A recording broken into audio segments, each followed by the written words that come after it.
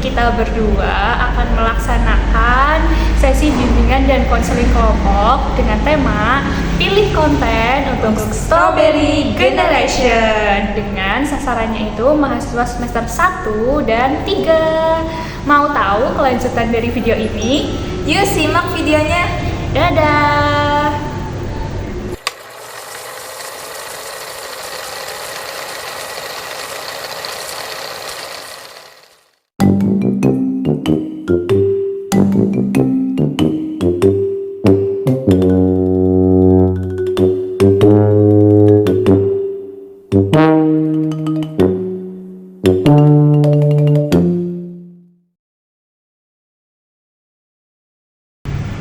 Assalamualaikum warahmatullahi wabarakatuh.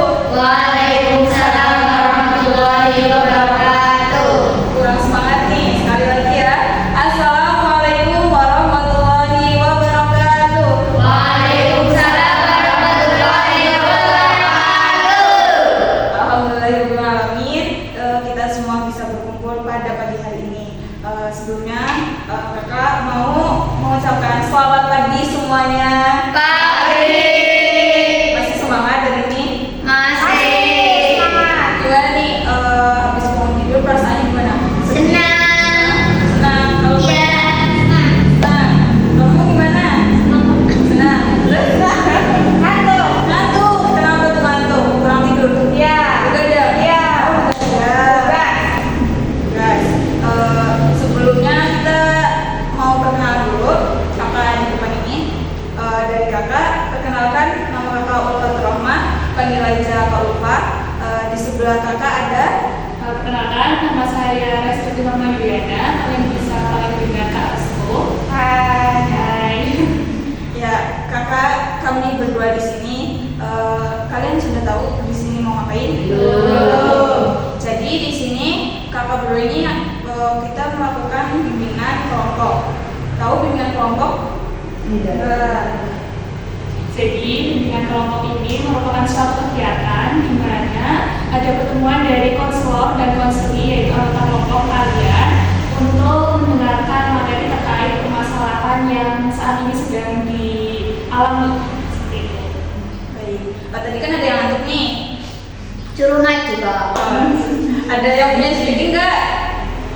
Enggak. Enggak. Ada? Enggak. Kalau enggak, kakak punya SPG-nya. Jadi supaya kalian nggak ngantuk, kalian bisa ikutin ya. Jadi SPG-nya tuh kayak gini. Ada berat kayak gini, ikutin kayak gini, terus kayak gini, terus kayak gini lagi, ke depan lagi, balik, tepuk tangan dulu lagi. Nah, ini sambil nyanyi pada hari Minggu, tahu nggak? Tahu. Tahu lagunya? Ya. Kita mulai ya. Ya. Pada Hari Minggu ku turut ayah ke kota, naik delman istimewa, ku duduk di muka, ku duduk samping Pak Kusin yang sedang bekerja, mengendarai kuda supaya baik jalannya.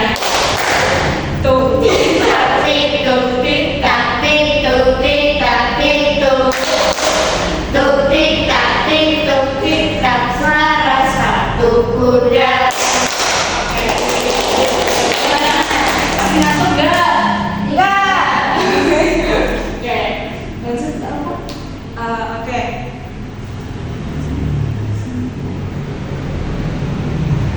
Oh iya, sebelum kita lanjut, kakak berdua ini belum kenal kan sama kalian semua. Mau perkenalan dulu biar kita saling akrab. Ada pepatah mengatakan tak kenal maka tak Sayang.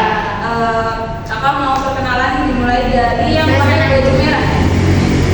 Sebutkan nama, terus alamat sama hobi. Perkenalkan, saya Nadia Nurkali, biasa dipanggil Nadia. Saya dari Magelang, Cilacap, Jawa Tengah. Hobi saya membaca. Halo Nadia. Halo Nadia. Perkenalkan, nama saya Nadia Sokonita, asal dari Magelang, Indonesia Purbalingga. Hobi futsal.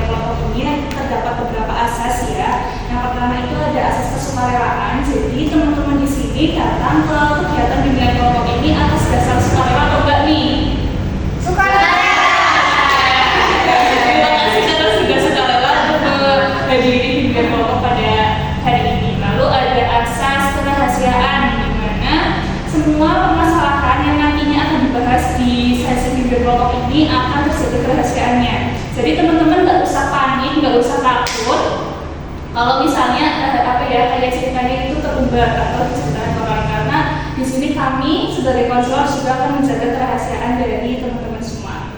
Bisa dipahami? Bisa.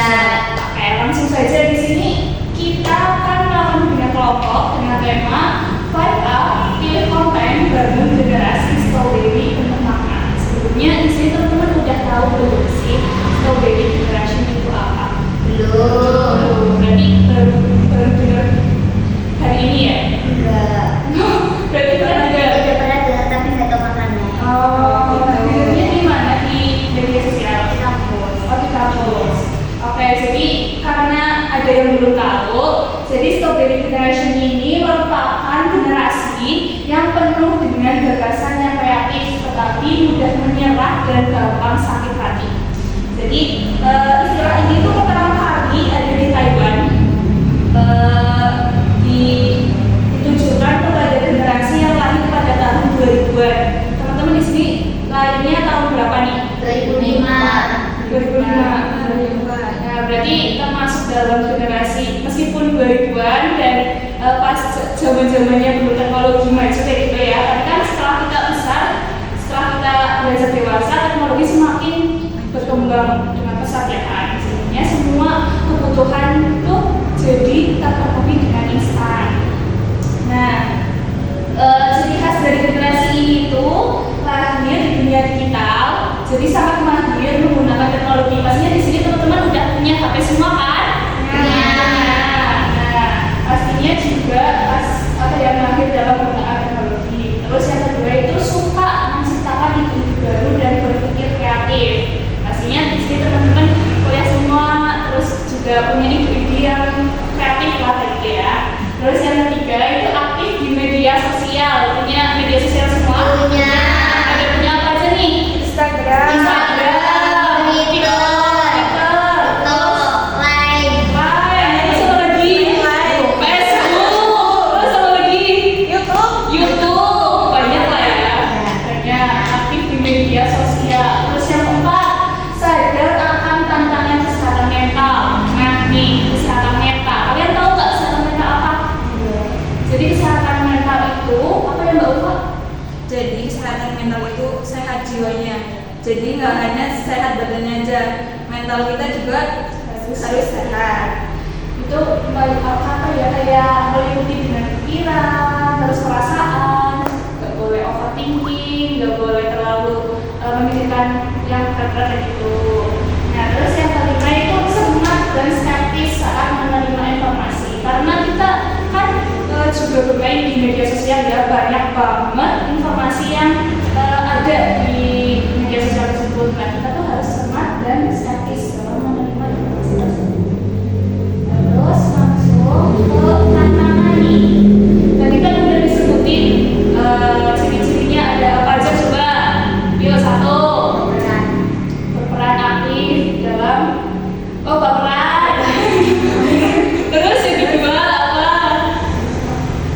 Apa tadi? Aktif di dalam media sosial. Terus yang ketiga kreatif. Terus yang keempat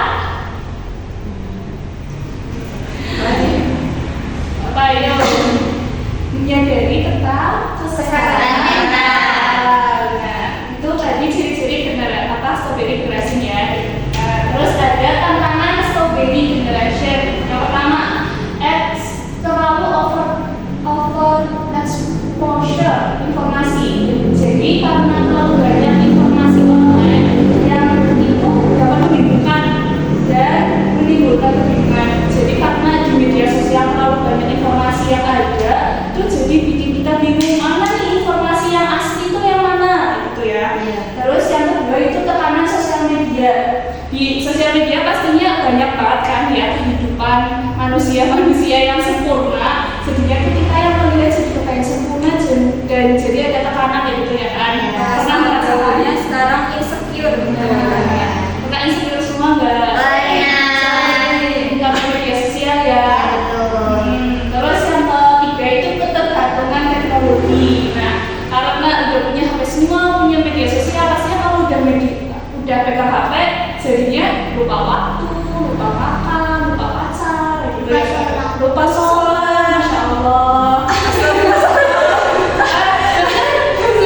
Jadi lupa itu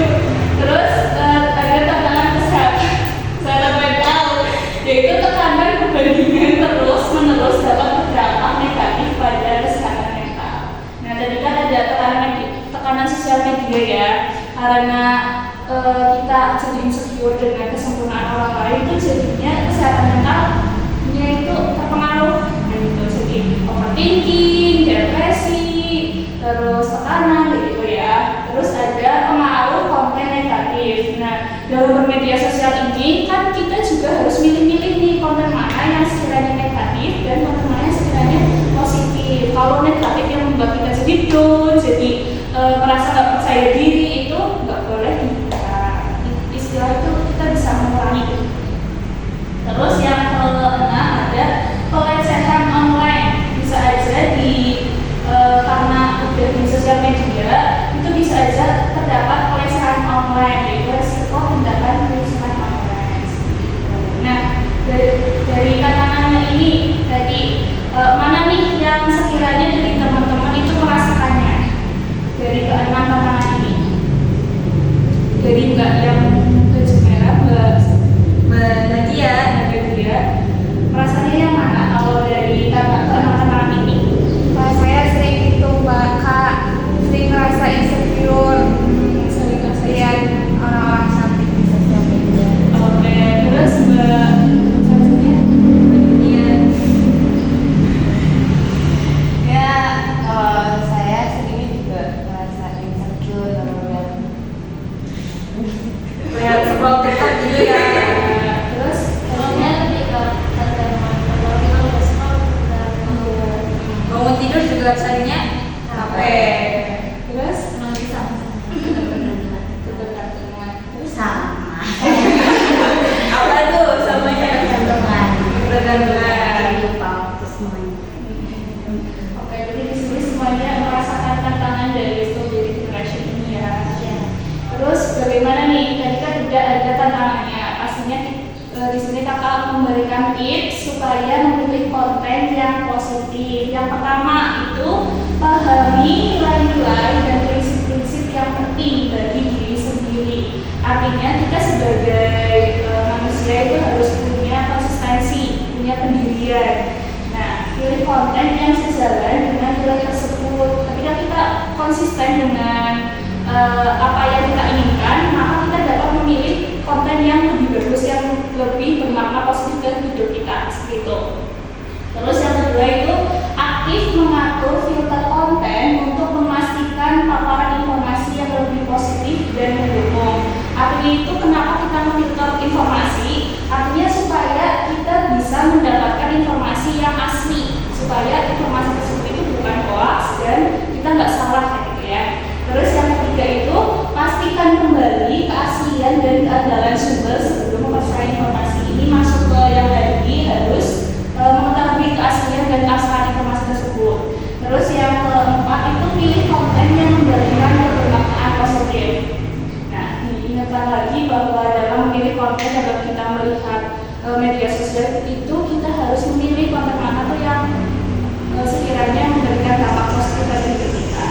Terus yang terakhir itu bergabung dengan komunitas positif baik online maupun offline untuk mendukung pertumbuhan positif dan saling memberi inspirasi. Nah, pastinya di media sosial itu banyak banget komunitas-komunitas yang dibuka untuk kayak melatih skill kita gitu ya. Jadi kita bisa juga bergabung dengan komunitas tersebut. Oke, so bagaimana perasaan kalian saat ini setelah mendengarkan terkait strawberry generation? Kalau nggak pengetahuan. Kalau Mbak Ina gimana perasaannya? Senang Senang. tahu Jadi tahu. Kalau Mbak Neswa? Jadi tahu harus gimana ya bermedia sosial yang baik. Mbak Nujia, gimana ini perasaannya? ya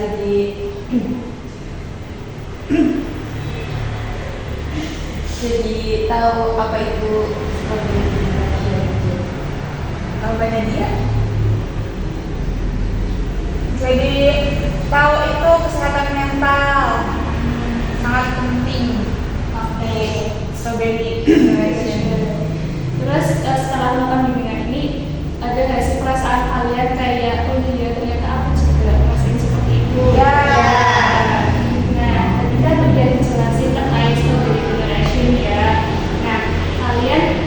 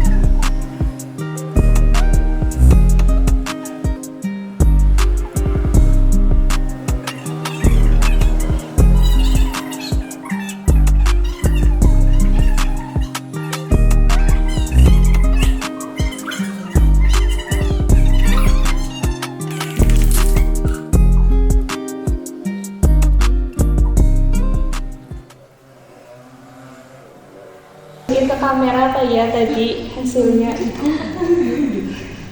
Nanti dulu kita jangan percaya semua hal yang kamu pikirkan. Terus Mbaknya, You're perfect just the way you are. Keren. Tadi kan kita udah mendengarkan Mbak Restuti memaparkan materi tentang Strawberry Generation itu apa. Terus kalian juga udah buat poster tentang quotes-quotes yang kalian punya. Sekarang kamu mau tanya, kalian punya nggak sih masalah dengan media sosial? Atau kalian ada dampak dari media sosial itu apa ke diri kalian? Ada, boleh diceritain nggak ke kakak? Dimulai dari Kak Ina. Ya, aku selalu overthinking Kak. Jadi kalau lihat HP terus kayak ada sesuatu yang lebih dari aku kayak pengen kayak gitu. Betul. Iya. Jadi kayak melihat orang lain tuh lebih di atas kamu gitu. Iya. Terus lanjut ke Mbak Najwa nih. Kalau aku sih lebih ke insecure ya Mbak. Biasanya kan banyak yang kayak orang-orang cukup-cukup di seumuran aku gitu, lebih simpel kayak gitu, bisa public speaking, terus kayak aktif. Jadi permasalahannya Mbak Najwa ini insecure dengan apa ya, kayak seusianya tuh udah bisa apa aja. Terus lanjut Mbak Dena. Kalau aku kayak kecanduan HP sih, kayak sih. Kalau udah scroll TikTok tuh aku sulit buat berhentinya. Enaknya scroll TikTok terus-terusan sampai kadang sering begadang. Dampaknya jadi lupa di blend gitu ya. Lupa di blend, terus lupa makan, lupa apa lagi nih, gara-gara main HP scroll terus. Banyak ya dampaknya. Terus lanjut ke Mbak Nudia nih. Kalau saya sih seringnya nggak pede. Misal apa? Kalau lihat video-video TikTok, Instagram, terus kalau misal kayak apa ya di apa kerumunan, ya lingkungan ini seringnya nggak pede aja gitu. Gak pedenya karena apa?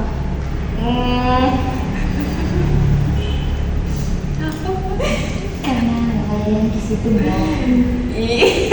Karena nggak kayak penampilannya. Iya, karena ya kayak ngerasanya kayak apa ya, resrik kayak gitu lah Mbak. Mbak pas di hati gitu Iya. ya. Terus lanjut nih Mbak Nadia. Kalau saya sering overthinking sih Mbak, kan saya masuk jurusan saya kan masuk jurusan pendidikan, terus kayak sekarang tuh pendidikan tuh kayak susah buat kerjanya, harus ada juga kayak P3K apa PNS, terus harus TPG plus segala macam, kayak bisa nggak sih saya menggapai itu semua nantinya? Ya, dari kelima teman-teman di sini ada yang overthinking, ada yang insecure, ada yang kecanduan, sama ada yang nggak percaya diri. Nah, dari keempat permasalahan ini menurut teman-teman semua mana nih yang perlu kita bahas di sesi konseling ini? Pilih aja satu, siapa? Dari overthinking kah, atau dari insecure kah, nggak percaya diri kah, atau kecanduannya? Mana yang paling berat menurut teman-teman? Overthinking. Jadi sepakat ya di sini mau bahas terkait permasalahan overthinking. Oke, dari permasalahan overthinking kan tadi sama Mbak Ina dan Mbak Nadia. Kalau Mbak Ina tadi overthinking karena pencapaian orang-orang di media sosial, jadinya berdampak ke Mbak Ina itu jadi nggak percaya diri dan takut dengan masa depan itu ya. Itu Mbak ini. Terus kalau Mbak Ina Yang tadi lihat itu sih. Ya kurang lebih sama sih. sama kan ya. Berarti kayak takut dengan masa depan yang belum tergambar seperti itu ya. Nah, menurut dari teman-teman semua, gimana nih solusi supaya kita nggak overthinking lagi? Yang nggak usah main HP. Oke, oh nggak usah main HP. Terus yang lainnya? Jangan mikir. Jangan mikir. Terus apalagi? Mungkin skip konten-kontennya. Skip konten. Terus Pemilihan konten yang baik. terus apalagi?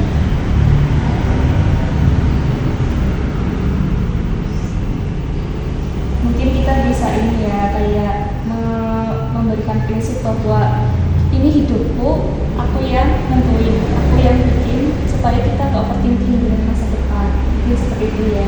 Jadi terkait permasalahan overthinking ini, terkait permasalahan overthinking yang ragu dengan masa depan, tadi sudah disampaikan sama teman-teman, jangan main HP, terus jangan mikir, terus sama lagi sama Mbak Najwa itu pilih skip konten atau pemilihan konten seperti itu.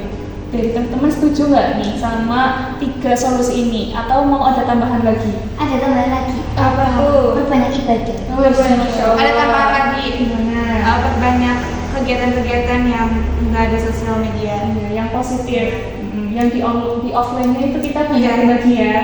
Oke, bagus nih. Jadi ada 2 tambahan, yaitu perbanyak ibadah dan perbanyak kegiatan aktivitas seperti itu. Nah, jadi kita di sini sudah memiliki titik terang ya terkait permasalahan overthinkingnya. Jadi kita harus jangan main HP terus-terusan, terus jangan memikirkan hal-hal yang tidak pasti lah ya, karena masa depan kan belum pasti akan buruk atau tidaknya ya. Jadi kita fokus dengan saat ini, kita jalani apa yang saat ini kita alami, terus fokuskan dan perbaiki. Terus juga tadi ada pemilihan konten, kita harus milih-milih konten atau skip konten yang sekiranya itu bikin kita jadi overthinking kayak gitu ya tadi ya. Terus ada perbanyak ibadah karena mendekatkan diri dengan Allah itu suatu hal yang wajib dan itu obat yang sangat manjur lah ya. Terus tadi juga yang terakhir terkait perbanyak aktivitas supaya kita tuh lupa dengan overthinking tersebut seperti itu. Oke, jadi di sesi konseling ini terkait permasalahan overthinking sudah clear semuanya teman-teman? Gimana? Jadi lebih ada gambaran supaya menghadapi overthinkingnya kayak gitu? Oke, gimana nih perasaannya? Bahagia terus jadi plong atau gimana? Jadi plong. Oke, jadi terima kasih di sesi konseling ini. Terima kasih atas atensinya teman-teman semua udah mau ikut bimbingan dan konseling untuk kakak-kakak di sini. Kakak ucapkan terima kasih dan mohon maaf apabila ada perkataan yang sekiranya membingungkan dan kayak terkesan gimana ya, gabres gitu ya. Kakak mohon maaf. Terima kasih. Wassalamualaikum warahmatullahi wabarakatuh. Waalaikumsalam warahmatullahi wabarakatuh.